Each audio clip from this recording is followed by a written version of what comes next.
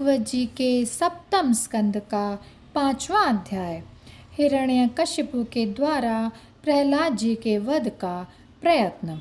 नारद जी कहते हैं, युधिष्ठिर, दैत्यों ने भगवान श्री शुक्राचार्य जी को अपना पुरोहित बनाया था। उनके 2 पुत्र थे, षंड और अमर्क। वे दोनों राजमहल के पास ही रहकर हिरण्यकशिपु के द्वारा भेजे हुए नीति निपुण बालक प्रहलाद को और दूसरे पढ़ाने योग्य दैत्य बालकों को राजनीति, अर्थनीति आदि पढ़ाया करते थे। प्रहलाद गुरु जी का पढ़ाया हुआ पाठ सुन लेते थे और उसे ज्यों का त्यों उन्हें सुना भी दिया करते थे, किंतु वे उसे मन से अच्छा नहीं समझते थे, क्योंकि उस पाठ का मूल आधार था अपने और पराये का झूठा आग्रह। युधिष्ठिर, एक दिन हिरण्यकशिपु ने अपने पुत्र प्रहलाद को बड़े प्रेम से गोद में लेकर पूछा, बेटा बताओ तो सही, तुमने कौन सी बात अच्छी लगती है? प्रहलाद जी ने कहा, पिताजी, संसार के प्राणी मैं और मेरे के झूठे आग्रह में पड़कर सदा ही अत्यंत उद्विग्न रहते हैं। ऐसे प्राणियों के लिए मैं यही ठीक समझता हूँ कि वे अपने अधः पतन के मूल कारण घास के ढके हुए अंधेरे कुएं के समान इस घर को छोड़कर वन में चले जाएं और भगवान श्री हरि की शरण ग्रहण करें। नारद जी कहते हैं, प्रहलाद जी के मुंह से शत्रु पक्ष की प्रशंसा से भरी बात सुनकर हिरण्यकशिपु ठठाकर हंस पड़ा। उसने कहा, दूसरों के बहकाने से बच्चों की बुद्धि यूं ही बिगड़ जाया करती है। जान पड़ता है गुरु जी के घर पर विष्णु के पक्षपाती कुछ ब्राह्मण वेश बदल कर रहते हैं। बालक की भली भांति देख रेख की जाए, जिससे अब इसकी बुद्धि बहकने ना पाए।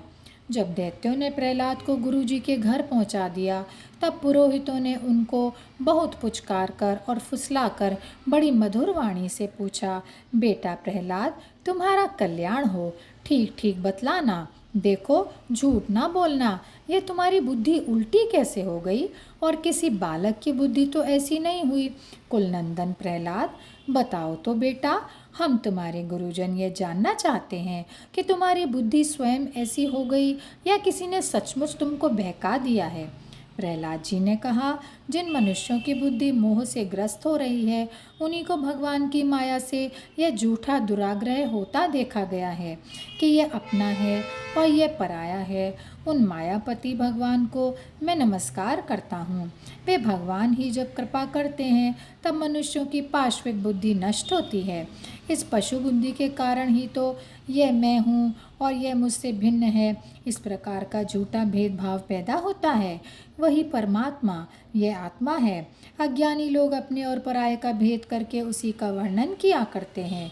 उनका न जानना भी ठीक ही है, क्योंकि उसके तत्व को जानना बहुत कठिन है और ब्रह्मा आदि बड़े बड़े वेदज्ञ भी उसके विषय में मोहित हो जाते हैं। वही परमात्मा आप लोगों के शब्दों में मेरी बुद्धि बिगाड़ रहा है। गुरुजी, जैसे चुंबक के पास लोहा स्वयं खिंच जाता है, वैसे ही चक्रपाणी भगवान की स्वच्छंद इच्छा शक्ति से मेरा चित्त भी संसार से अलग होकर उनकी ओर बरबस खिंच जाता है। नारद जी कहते हैं, परम ज्ञानी प्रहलाद अपने गुरुजी से इतना कहकर चुप हो गए। पुरोहित बेचारे राजा के सेवक एवं पराधीन थे, वे डर गए। उन्होंने क्रोध से प्रहलाद को झिड़क दिया और कहा, अरे कोई मेरा बैत तो लाओ, यह हमारी कीर्ति में कलंक लगा रहा है। इस दुर्बुद्धि कुलांगार को ठीक करने के लिए चौथा उपाय दंड ही उपयुक्त होगा। दैत्यवंश के चंदन वन में यह कांटेदार बबूल कहाँ से पैदा हो गया, जो विष्णु इस वन की जड़ काटने में कुल्हाड़े का काम करते हैं? यह नादान बालक उन्हीं की भेंट बन रहा है, सहायक हो रहा है। इस प्रकार गुरुजी ने तरह तरह से डांट डपट कर प्रहलाद को धमकाया और अर्थ, धर्म एवं काम संबंधी शिक्षा दी। कुछ समय के बाद जब गुरुजी ने देखा कि प्रहलाद ने साम, दान, भेद और दंड के संबंध की सारी बातें जान ली हैं, तब वे उन्हें उनकी माँ के पास ले गए। माता ने बड़े लाड़ प्यार से उन्हें नहला धुलाकर अच्छी तरह गहने कपड़ों से सजा दिया। इसके बाद वे उन्हें हिरण्यकशिपु के पास ले गए। प्रहलाद अपने पिता के चरणों में लौट गए। हिरण्यकशिपु ने उन्हें आशीर्वाद दिया और दोनों हाथों से उठाकर बहुत देर तक गले से लगाए रखा। उस समय दैत्यराज का हृदय आनंद से भर रहा था। युधिष्ठिर, हिरण्यकशिपु ने प्रसन्न मुख प्रहलाद को अपनी गोद में बिठाकर उनका सिर सूंघा। उनके नेत्रों से प्रेम के आंसू गिर गिर कर प्रहलाद के शरीर को भिगोने लगे। उसने अपने पुत्र से पूछा। हिरण्यकशिपु ने पूछा, चिरंजीव बेटा प्रहलाद, इतने दिनों में तुमने गुरुजी से जो शिक्षा प्राप्त की है उसमें से कोई अच्छी सी बात हमें सुनाओ। प्रहलाद जी ने कहा, पिताजी, विष्णु भगवान की भक्ति के 9 भेद हैं। भगवान के गुण, लीला, नाम आदि का श्रवण, उन्हीं का कीर्तन, उनके रूप नाम आदि का स्मरण, उनके चरणों की सेवा, पूजा अर्चा, वंदन, दास्य, सख्य और आत्मनिवेदन। यदि भगवान के प्रति समर्पण के भाव से यह 9 प्रकार की भक्ति की जाए तो मैं उसी को उत्तम अध्ययन समझता हूँ। प्रहलाद की यह बात सुनते ही क्रोध के मारे हिरण्यकशिपु के ओठ फड़कने लगे। उसने गुरुपुत्र से कहा, नीच ब्राह्मण, यह तेरी कैसी करतूत है? दुर्बुद्धि, तूने मेरी कुछ भी परवाह न करके इस बच्चे को कैसी निस्सार शिक्षा दे दी। अवश्य तू हमारे शत्रुओं के आश्रित है। संसार में ऐसे दुष्टों की कमी नहीं है जो मित्र का बाना धारण करके छिपे छिपे शत्रु का काम करते हैं, परंतु उनकी कलई ठीक वैसे ही खुल जाती है जैसे छिपकर पाप करने वालों का पाप समय पर रोग के रूप में प्रकट होकर उनकी पोल खोल देता है। गुरुपुत्र ने कहा, इंद्र शत्रु, आपका पुत्र जो कुछ कह रहा है वह मेरे या और किसी के बहकाने से नहीं कह रहा है। राजन, यह तो इसकी जन्मजात स्वाभाविक बुद्धि है। आप क्रोध शांत कीजिए, व्यर्थ में हमें दोष ना लगाइए। नारद जी कहते हैं, युधिष्ठिर, जब गुरुजी ने ऐसा उत्तर दिया तब हिरण्यकशिपु ने फिर प्रहलाद से पूछा, क्यों रे? यदि तुझे ऐसी अहित करने वाली खोटी बुद्धि गुरुमुख से नहीं मिली तो बता कहाँ से प्राप्त हुई? प्रहलाद जी ने कहा, पिताजी, संसार के लोग तो पिसे हुए को पीस रहे हैं, चबाए हुए को चबा रहे हैं। उनकी इंद्रियां वश में न होने के कारण भोगे हुए विषयों को ही फिर भोगने के लिए संसार रूप घोर नरक की ओर जा रहे हैं। ऐसे ग्रहासक्त पुरुषों की बुद्धि अपने आप किसी के सिखाने से अथवा अपने ही जैसे लोगों के संग से भगवान श्री कृष्ण में नहीं लगती।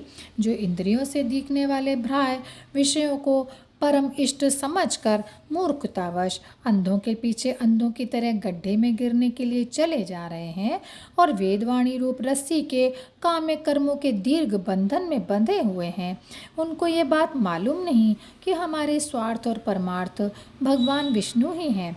उन्हीं की प्राप्ति से हमें सब पुरुषार्थों की प्राप्ति हो सकती है।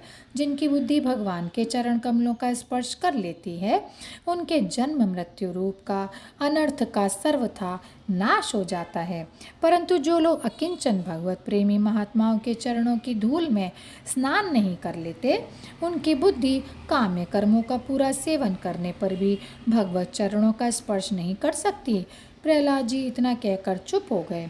हिरण्यकशिपु ने क्रोध के मारे अंधा होकर उन्हें अपनी गोद से उठाकर भूमि पर पटक दिया। प्रहलाद की बात को वह सह न सका। रोष के मारे उसके नेत्र लाल हो गए। वह कहने लगा, दैत्यो, इसे यहाँ से बाहर ले जाओ और तुरंत मार डालो। यह मार ही डालने योग्य है। देखो तो सही, जिसने इसके चाचा को मार डाला, अपने सुहृद स्वजनों को छोड़कर यह नीच दास के समान उसी विष्णु के चरणों की पूजा करता है। हो न हो इसके रूप में मेरे भाई को मारने वाला विष्णु ही आ गया है। अब यह विश्वास के योग्य नहीं है। 5 बरस की अवस्था में ही जिसने अपने माता पिता के दुस्सज वात्सल्य स्नेह को भुला दिया, वह कृतघ्न भला विष्णु का ही क्या हित करेगा। कोई दूसरा भी यदि औषध के समान भलाई करे तो वह एक प्रकार से पुत्र ही है, पर यदि अपना पुत्र भी अहित करने लगे तो रोग के समान वह शत्रु ही है। अपने शरीर के ही किसी अंग से सारे शरीर को हानि होती हो तो उसको काट देना चाहिए, क्योंकि उसे काट देने से शेष शरीर सुख से जी सकता है। यह स्वजन का बाना पहनाकर मेरा कोई शत्रु ही आ गया है।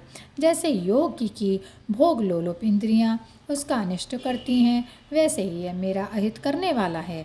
इसलिए खाने, सोने, बैठने आदि के समय किसी भी उपाय से इसे मार ही डालो।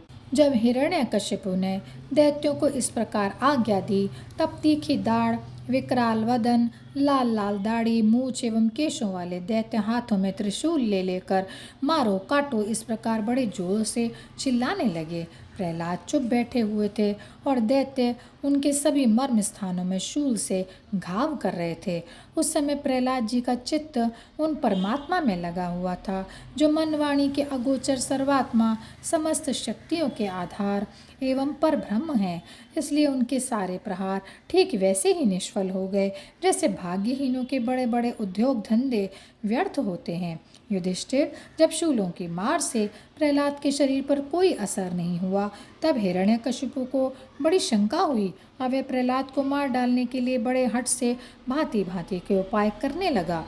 उसने उन्हें बड़े बड़े मतवाले हाथियों से कुचलवाया, विषधर सांपों से डसवाया, पुरोहितों से कृत्या राक्षसी उत्पन्न कराई, पहाड़ की चोटी से नीचे डलवा दिया, शंबरासुर से अनेकों प्रकार की माया का प्रयोग करवाया, अंधेरी कोठरियों में बंद करा दिया, विष पिलाया और खाना बंद कर दिया, बर्फीली जगह दहकती हुई आग और समुद्र में बारी बारी से डलवाया, आंधी में छोड़ दिया तथा पर्वतों के नीचे दबवा दिया, परंतु इनमें से किसी भी उपाय से वे अपने पुत्र निष्पाप प्रहलाद का बाल भी बांका न कर सका।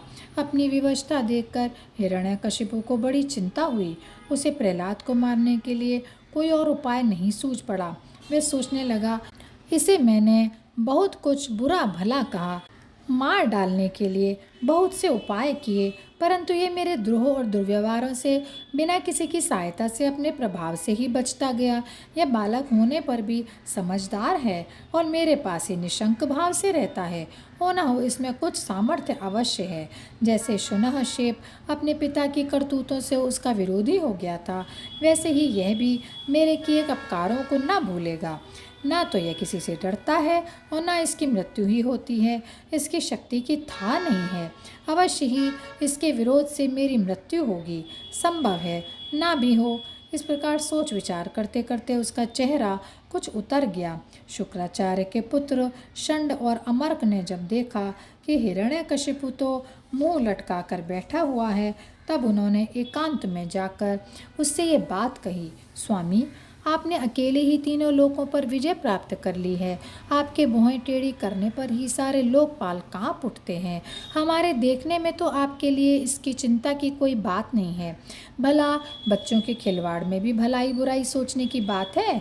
जब तक हमारे पिता शुक्राचार्य जी नहीं आ जाते, तब तक यह डर कर कहीं भाग न जाए। इसलिए इसे वरुण के पाशों से बांध रखिए। प्रायः ऐसा होता है कि अवस्था की वृद्धि के साथ साथ और गुरुजनों की सेवा से बुद्धि सुधर भी जाया करती है। हिरण्यकशिपु ने अच्छा ठीक है कहकर गुरुपुत्रों की सलाह मान ली और कहा कि इसे उन धर्मों का उपदेश करना चाहिए जिनका पालन गृहस्थ नरपति किया करते हैं। युधिष्ठिर इसके बाद पुरोहित उन्हें लेकर पाठशाला में गए और क्रमशः धर्म, अर्थ और काम इन तीन पुरुषार्थों की शिक्षा देने लगे। प्रहलाद वहाँ अत्यंत नम्र सेवक की भांति रहते थे, परंतु गुरुओं की वह शिक्षा प्रहलाद को अच्छी ना लगी, क्योंकि गुरुजी केवल धर्म, अर्थ और काम की ही शिक्षा देते थे। यह शिक्षा केवल उन लोगों के लिए है जो राग, द्वेष आदि द्वंद्व और विषय भोगों में रस ले रहे हों। एक दिन गुरुजी गृहस्थी के काम से कहीं बाहर चले गए थे। छुट्टी मिल जाने के कारण समवयस्क बालकों ने प्रहलाद जी को खेलने के लिए पुकारा। प्रहलाद जी परम ज्ञानी थे। उनका प्रेम देखकर उन्होंने उन बालकों को ही बड़ी मधुर वाणी से पुकार कर अपने पास बुला लिया। उनसे उनके जन्म मरण की गति भी छिपी नहीं थी। उन पर कृपा करके हंसते हुए से उन्हें उपदेश करने लगे। युधिष्ठिर वे सब अभी बालक ही थे, इसलिए राग, द्वेष परायण, विषय भोगी पुरुषों के उपदेशों से और चेष्टाओं से उनकी बुद्धि अभी दूषित नहीं हुई थी। इसी से और प्रहलाद जी के प्रति आदर बुद्धि होने से उन सब ने अपनी खेल कूद की सामग्रियों को छोड़ दिया और प्रहलाद जी के पास जाकर उनके चारों ओर बैठ गए और उनके उपदेश में मन लगाकर बड़े प्रेम से एकटक उनकी ओर देखने लगे। भगवान के परम प्रेमी भक्त प्रहलाद का हृदय उनके प्रति करुणा और मैत्री के भाव से भर गया और वे उनसे कहने लगे। और यहीं पर यह अध्याय समाप्त होता है। जय श्री कृष्णा, जय श्री कृष्णा, जय श्री कृष्णा।